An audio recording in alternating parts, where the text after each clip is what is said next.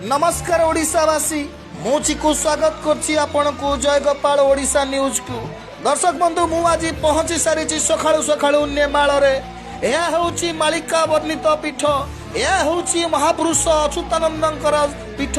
आज होछि से महापुरुषंकर जन्म दिवस। आउ ए जन्म दिवस अवसर रे आमे आसिचु महापुरुषंक निकट को एवं से महापुरुषंक पई पदे नमस्ते अच्युतानंद, नमस्ते जगन्नाथाय, नमो कृष्ण, नमो नम बलराम, नमो नम।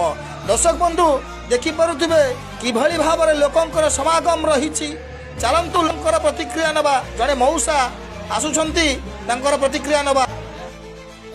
दर्शक बंधु आम खेचु खेचु पाई जाइए मैंने मौसी ऐसा पूरे ऐसा अपना ना चंद्र बेहरा चंद्र बेहरा आज्ञा आज्ञा हमें जो केतला घर में बदली पे अछि महापुरुष एक्सटर्नल के विषय रे कुछ कहिबे